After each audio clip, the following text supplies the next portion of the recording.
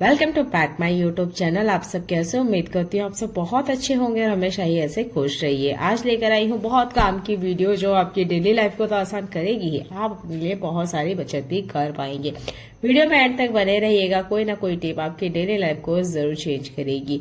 Last time मैंने ये gown खरीदा था और इस गाउन को जब खरीदा था मुझे यकीन नहीं हो रहा था कि ये कलर छोड़ेगा। इतनी अच्छी जगह से मैंने ये गाउन खरीदा है, फिर भी इस गाउन को जैसे ही मैंने पानी में डिप किया, एक बार मैं इसे वेयर कर चुकी हूँ, इसने इतना कलर छोड़ा। अच्छी बात यह है कि मैंने किसी कपड़े के साथ इसे नहीं गलाया था, सेपरेट ही इसे धोया था। पर अगर ऐसा कोई कपड़ा जो कि कलर छोड़ रहा है, बार बार ऐसा हो रहा है या एक बार धुलने पर आपको पता चल रहा है कि कलर छोड़ रहा है, तो दूसरे टाइम ये गलती ना हो या गलती से हम ये कपड़ा किसी दूसरे कपड़े के साथ गला दे और कलर ना छोड़े, इसके लिए आप एक बड़ा चम्मच भर के नमक लीजिए गर्म पानी में। इसके अंदर आपका जो भी कपड़ा है उसे कम से कम आधे घंटे के लिए इसी के अंदर छोड़ दीजिएगा। इसके बाद में आपका ये जो कपड़ा है इसको आपने अच्छे से निचोड़ना है और अभी नॉर्मल पानी से आपने इसे नहीं धोना है, बस ऐसे ही आपने इसे निचोड़कर सुखा देना है। नेक्स्ट टाइम आप इसे जब वेयर करके धोएंगे तब आप इसे नॉर्मल पानी से धुलिएगा, पर अभी आपने ऐसे ही इसको सुखाना है। आपका ये जो गाउन है या जो भी कपड़ा है ये नेक्स्ट टाइम कलर नहीं छोड़ेगा। अगला काम का यूजफुल टिप, क्या आपके यहाँ पे फूल झाड़ू का इस्तेमाल किया जाता है या प्लास्टिक झाड़ू हो, कैसे भी झाड़ू हो, इस झाड़ू को कम से कम 15 से 20 दिन के अंदर क्लीन जरूर करा करें। आपको यकीन नहीं होगा इस झाड़ू के अंदर कितनी ज्यादा गंदगी होती है। ये हमारे पूरे घर को क्लीन करती है, पर अगर ये क्लीन नहीं है तो फिर घर कैसे क्लीन होगा।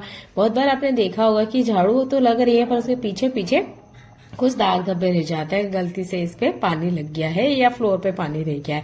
वो गंदगी इस वजह से होती है क्योंकि आपकी झाड़ू या हमारी जो झाड़ू है वो बहुत ज्यादा गंदी है। तो कोशिश कीजिएगा 15 से 20 दिन में आप थोड़ा सा सर्फ या साबुन लेकर इसको धुलना है। सीक वाली हो, इस तरह की हो, कोई सी भी झाड़ू, इसको 15 से 20 दिन के अंदर एक बार जरूर धुला करें। ऐसा नहीं है कि एक ही झाड़ू को आपने 3-4 महीने चला रहे हो और जब खत्म होगी तभी फेंकेंगे। इसे धुलना नहीं है, इसे धुलना जरूर होता है, ठीक है। जैसे हम हर चीज को धोते हैं, फुटवेयर को धोते हैं, ऐसे इसको भी धोना जरूरी है। इसके बाद में क्लॉथ क्लिप लगाकर आप इसे इस तरीके से खड़ा कर दीजिएगा, इसका जितना पानी है वो जल्दी से ड्रेन आउट हो जाएगा। आप भी आटा वगैरह लगाते होंगे, क्या आपने देखा होगा कि हमारे घर के जो बर्तन वगैरह हैं ये थोड़ा टाइम ना नीचे की तरफ से घिसने लग जाते हैं। इसके लिए आप बेस में कपड़ा जरूर लगाया करें। अब आप सोच रहे होंगे ये हमें कैसे पता चलेगा, क्या ऐसा होता है? हाँ जी, ये बिल्कुल होता है। जब हम कंटिन्यू किसी बर्तन को आटा लगाने के लिए यूज करते हैं तो वो एक टाइम ना घिसने लग जाता है बेस में से। ये देखिए, ये मेरे पास एक गोल बर्तन है जिसको मैं सालों से यूज कर रही हूँ, मे भी शायद 7-8 साल हो गए हैं, पर अब ये बर्तन ना बिल्कुल खत्म होने पर है। इसके नीचे का जो बेस है वो पूरा ही खत्म हो गया। अगर इसे थोड़ा सा भी टैप करूँ ना तो यहाँ पर छेद हो जाएगा, इसलिए मैंने अब इसको यूज करना छोड़ दिया। शायद किसी स्टोरेज के लिए यूज में आ जाए, इसलिए मैंने इसे रखा हुआ है। तो आपके भी घर में थाली है, बर्तन, कोई भी ऐसा बर्तन जिसको कंटिन्यूसली आटा गूंथने के लिए यूज कर रहे हैं, तो बेस में कपड़ा रखने की आदत बना लीजिएगा। नहीं तो ये बर्तन है ना बहुत जल्दी घिस जाएगा, नीचे से पतला होते जाएगा। फिर एक टाइम ऐसा होगा कि ये बर्तन आपको बाहर निकालना होगा। तो बेस पे कपड़ा लगाने की आदत रखें, इससे आपका बर्तन भी नहीं घिसेगा, किचन काउंटर है वो भी गंदा नहीं होगा। क्योंकि आप कितने भी एक्सपर्ट क्यों ना हो, थोड़ा बहुत बूंद, छींटे या थोड़ा बहुत आटा तो काउंटर पे गिरता ही गिरता है। तो आटा लगाने के बाद अभी इस गर्मियों में आप थोड़ा सा पानी आखिरी में जरूर छिड़के, थोड़ा सा, जितना मैंने आपको दिखाया लगभग 1-2 चम्मच इतना पानी आप इस पे जरूर छिड़के, इससे इसमें कड़क पापड़ नहीं बनेगी। मैंने यहाँ लिए हैं 4 से 5 डॉग। यहाँ पर 1 गिलास के आसपास पानी है, इसको अच्छे से बॉईल कीजिए। कलर 5 मिनट मीडियम फ्लेम पर इसे पकाइए, नॉर्मल टेम्परेचर पे से आने दीजिए। इसके बाद में आप लोग इसमें 2 चुटकी इतना मीठा सोडा, थोड़ा सा बर्तन लिक्विड या बर्तन धुलने का जो साबुन है वो आप इसमें डालेंगे। तीनों चीजों को अच्छे से मिक्स करना है।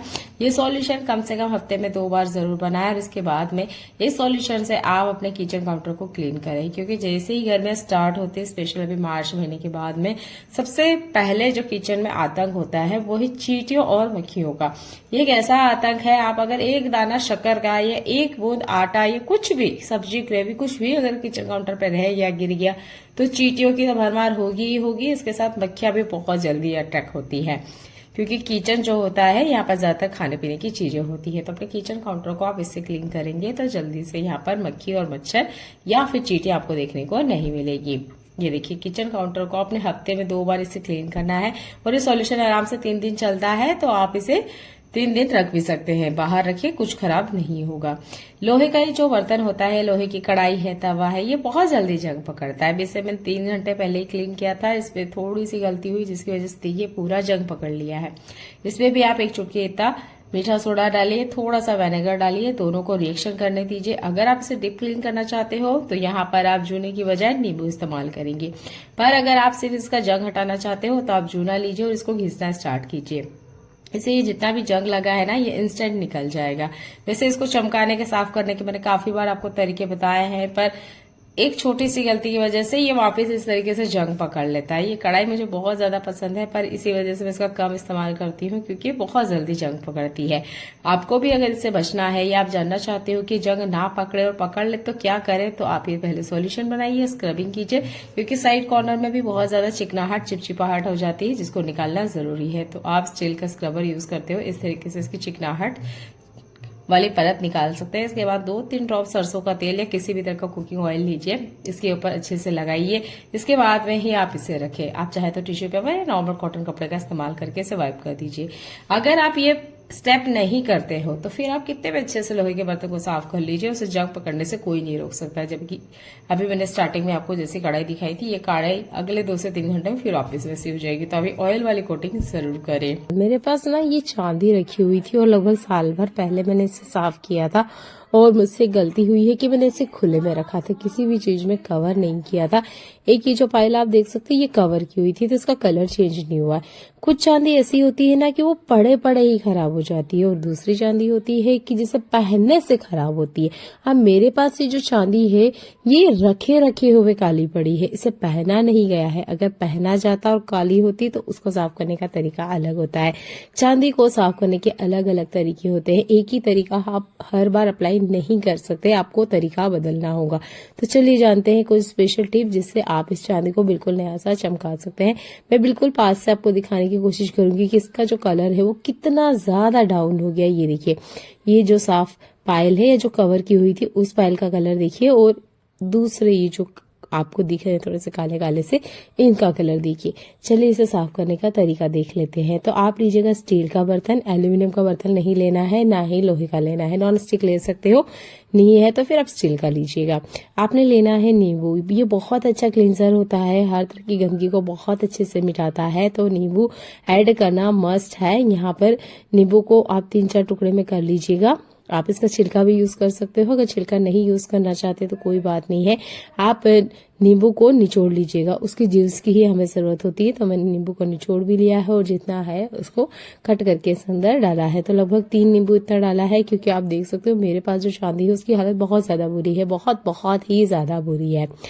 तो कोशिश कीजिएगा चांदी को अच्छे से क्लीन करके सुखाने के बाद में से प्लास्टिक से अच्छे से कवर करके रखें, नहीं तो देखिए इस तरीके से चांदी हो जाएगी और फिर हमें किसी फेस्टिवल सीजन में से पहनना हो तो इस तरीके का जो काम है ना वो हमारा डबल हो जाता है, जैसा कि इस बार मेरे साथ हुआ है गलती से। इसके बाद में लेना है आपने मीठा सोडा, तो लगभग आधी चम्मच करके मैंने यहाँ पर 2 बार मीठा सोडा डाला है। और इसके बाद में मैं यहाँ पर ले रही हूँ सर्फ। लिक्विड डिटर्जेंट है तो आप वो ले सकते हो, और इस तरीके से अगर पाउडर फॉर्म में है तो वो लीजिएगा। 1 बड़ा चम्मच भर के आप लीजिएगा। यहाँ पर अच्छे से मिक्स कीजिए तीनों चीजों को। इसके बाद में 1/4 चीज जो हर घर में और किचन में अवेलेबल होती है, ये है चाय पत्ती। तो ये भी लगभग बड़ा चम्मच इतना भर के मैंने चाय पत्ती लिया है। और आप सारी चीजों को आप गैस पे रख दीजिए और बॉईल होने दीजिए। जब भी एक बॉईल आ जाए तब इसमें आपने चांदी रखना है। मैं आपको पास से और दिखा देती हूँ, ये देखिए, और ये चांदी ही है। देखने में ऐसा लग रहा होगा लोहा है, सड़ा हुआ लोहा है, ये सड़ा हुआ लोहा नहीं है, ये चांदी ही है। और मैं इसको बिल्कुल क्लीन करके आपको दिखाऊंगी, बिल्कुल नई सी ये हो जाएगी। हालत में आपको दिखा देती हूँ कितनी ज्यादा बुरी हालत है। ये देखिए अभी अच्छे से इसमें एक उकाल आ चुका है। इसके बाद में आपकी जो भी चांदी है वो इसके अंदर डाल दीजिएगा। ये देखिए, और इसे ना आपने हाई फ्लेम पे नहीं करना है, यानी कि आपको चांदी को बहुत हाई फ्लेम पे नहीं बॉईल करना है। ये भी एक तरह का मेटल ही है, तो मेल्ट होने के चांस हो सकते हैं। वैसे मैंने कभी सुना तो नहीं है गैस पे कभी भी चांदी मेल्ट होती है, पर मत रिस्क लीजिएगा। आप लो फ्लेम पे ही ये काम कीजिएगा। एक बार एक बॉईल लिया है, उसके बाद आपने लो फ्लेम पर करना है। और बीच बीच में स्पून से या किसी भी टूल वगैरह से आपने इसको चलाते रहना है, जैसे मैं आपको दिखा रही हूँ। ये देखिए, धीरे धीरे आप चलाते रहिएगा और मीडियम फ्लेम पर इस तरीके से बॉईल आने दीजिएगा। मेरी जो चांदी है वो बहुत ज्यादा गंदी है, इसलिए मैंने यहाँ कम से कम 10 मिनट का टाइम दिया है। अगर आपका चांदी कम गंदा है तो 5 मिनट में अच्छे से क्लीन हो जाएगी और आपको इजीली नजर भी आने लग जाएगा कि आपकी जो चांदी है वो क्लीन हो रही है। पर मेरी चांदी तो आपने देखी है, बहुत ज्यादा ही बुरी हालत है। और ऐसे में ही हमें पता चलता है कि भैया ट्रिक काम करती भी है या नहीं करती है।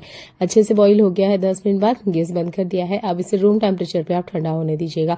और कोई सा भी एक क्लीनिक ब्रश ले लीजिए जिससे आप क्लीनिंग वगैरह करते हैं। तो इससे मैं बर्तन वगैरह धुलती हूँ, इसलिए इस ब्रश का यूज किया है। अब इसकी जो ये गंदगी है ये अच्छे से सॉफ्ट हो गई है, तो इसको इस तरीके से आपने रब करते जाना है। वैसे तो निकल ही जाता है, पर मेरी चांदी शायद बहुत ही ज्यादा गंदी है इसलिए नहीं निकल रहा था। तो मैंने यहाँ पर एक और चीज का यूज किया है, ये है व्हाइट वाला टूथपेस्ट। जो भी अवेलेबल है वो कीजिएगा। मेरे पास व्हाइट वाला नहीं था, ये ब्लू वाला था। व्हाइट वाला होता है ना, तो उससे बेहतर रिजल्ट मिलता है, आप उसका इस्तेमाल कीजिएगा। टूथपेस्ट लेते हुए हल्के हल्के हाथों से इसको रब करना स्टार्ट कीजिए। ये देखिए, जैसे जैसे आप रब करना स्टार्ट करोगे, ब्रश तो अपना काम करता ही है, टूथपेस्ट भी बहुत अच्छे से काम करता है। और जिस सॉल्यूशन में हमने इसको बॉईल किया था, वो सॉल्यूशन इसके ऊपर जितनी भी जमी हुई गंदगी है उसको बहुत अच्छे से ढीला कर देता है। जिसके बाद जैसे जैसे आप ब्रश लगाओगे वैसे वैसे जो आपकी चांदी है वो बहुत बढ़िया से क्लीन हो जाएगी। जैसे मैं आपको दिखा रही हूँ, ये देखिए। अगर आपके पास ऐसी कोई चांदी रखी है जो आपको लगता है कि वो नहीं क्लीन होगी क्योंकि बहुत टाइम से रखी हुई है, बहुत किसी वजह से इस पे दाग धब्बे लग गए हैं, तो आप इस ट्रिक के इस हैक को जरूर इस्तेमाल कीजिएगा। 100% ये वर्क करता है। मेरे लिए बहुत अच्छे से काम किया था। मुझे देख के लग नहीं रहा था ये चांदी घर में क्लीन हो सकती थी। मुझे लगा था मुझे ज्वेलर के पास जाना होगा, कम से कम 1000 रुपए तो मुझे पे करने ही पड़ेंगे क्योंकि इसकी हालत बहुत बुरी थी। इस तरह की चांदी को कोई भी ज्वेलर दिखेगा तो वो खुद भी कहेगा कि इसे मैं क्लीन करूंगा तो बहुत ज्यादा जो उनका केमिकल है वो लगता है। पर मैं आपको बिल्कुल नया सा ये करके दिखाऊंगी। ये देखिए, बस आप इसको रब करते जाइएगा। अच्छे से मैंने रब कर लिया है। इसके बाद में 1-2 पानी से अच्छे से क्लीन कीजिएगा। देखिए, लास्ट वाले पानी से मैंने क्लीन किया, फिर भी पानी आप देख लीजिए किस तरीके से मटमेला हो रहा है। ये है चांदी। और चलिए इसे फैला देते हैं। इसे कॉटन के कपड़े पे ही आप फैलाएं। इसका पानी सुखाना बहुत जरूरी है। अगर आप इसका पानी नहीं सुखाते हैं तो भी चांदी काली हो जाती है। हमें पता नहीं होता है, पर यही छोटी छोटी गलतियां हैं जिसकी वजह से जो हमारी चांदी है वो काली हो जाती है। और इसका पानी फेंकने से पहले एक बार स्टैंड जरूर कीजिएगा। हो सकता है कोई चांदी का तार या टुकड़ा गिर जाए, नग वगैरह है तो वो गिरेगा, चलेगा, कोई दिक्कत नहीं है, पर बारीक कोई तार वगैरह है वो ना गिरे, इस बात का आप ध्यान रखें। तो इसको अच्छे से मैंने कपड़े से सुखा लिया है। ये देखिए, इसको क्लीन करते करते ही देखिए 1-2 जगह से इसकी जो कड़ी है वो खुल गई थी। चलिए इसे धूप में मैं आपको दिखा देती हूँ ताकि आपको इजीली समझ में आए। मैंने बीच में आपको एक शॉट दिखाया था, उसमें मैंने चांदी को आपको धूप में दिखाया था और उस टाइम चांदी की हालत बहुत ज्यादा बुरी थी। और अब देखिए, ये देखिए है ना रिजल्ट, मतलब फर्क आपको नजर आ रहा है कि जो चीज मैंने आपको बताई, जो ट्रिक बताई है वो काम करती है। और ये मेरी ही चांदी है। जब खरीदी थी तब ये मात्र 30 से 40 हजार रुपए के अंदर इतना सारा चांदी आ गया था, पर आज जितना सिल्वर का रेट है उसके अकॉर्डिंग तो ये अराउंड 2 लाख से ऊपर ही आएगा। तो इस तरह की अगर कोई चीजें आपके यहाँ रखी है तो उसको संभाल के रखिए। समय के साथ इनका प्राइस बढ़ता है और इनकी वैल्यू भी बढ़ती है। आप भी अगर दूसरों के घर जाते हैं या आप यूट्यूब पे या इंस्टाग्राम पे कहीं पे भी आप रील्स वगैरह देखते हैं या कुछ और भी तरह की वीडियो देखते हैं तो आपने देखा होगा बहुत सारों घरों में ना आज भी नॉनस्टिक बर्तनों का इस्तेमाल किया जाता है। कुछ सालों बाद इनकी हालत ऐसी हो जाती है। जैसे मेरे पास एक तवा है, इसे लगभग 5 साल पहले मैंने खरीदा था। मुझे ये बहुत पसंद है, इसमें रोटी बहुत अच्छी बनती है, पर एक टाइम बाद देखिए इसमें साइड कॉर्नर में इस तरीके से गंदगी जम जाती है। तो क्या आप भी नाइफ या कोई तीखी चीज का यूज करते हुए इस तरीके से निकालते हो? तो ये गलती ना करें। पहली बात तो नॉनस्टिक बर्तन बहुत ज्यादा केयरिंग मांगता है, तो इसे इस्तेमाल ना ही करें। पर अगर कोई बर्तन ऐसा है जो आपको पसंद है, जैसे मुझे ये तवा पसंद है, या कोई बर्तन अभी भी आप कंटिन्यू यूज कर रहे हो, तो आप ना सैंड पेपर यूज करते हुए इसको स्क्रबिंग कीजिएगा। मैं रील्स और वीडियोस की बात इसलिए कर रही थी क्योंकि कुछ वीडियोस में मैंने भी आज भी ये देखा है कि मिलियन ऑफ सब्सक्राइबर है उन चैनल्स पे, फिर भी वो नॉनस्टिक बर्तन ऐसे यूज करते हैं जिसकी कोटिंग निकली हुई है।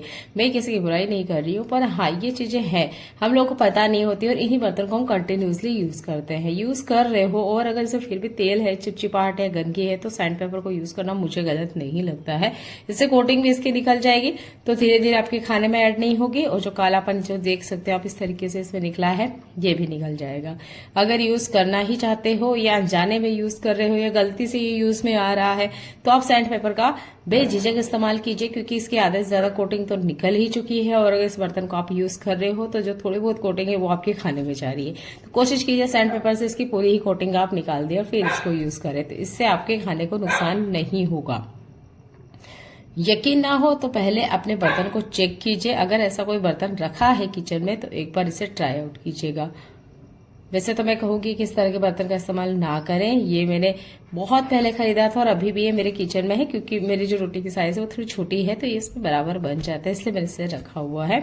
अदरवाइज कढ़ाई वगैरह है जो बर्तन है वो मैं डिस्कार्ड कर चुकी हूँ। अगर आपको भी यूज करना पसंद है या कि पसंद का वो बर्तन है, आपको अच्छा लगता है, तो सैंड पेपर जरूर यूज करें। Bye bye.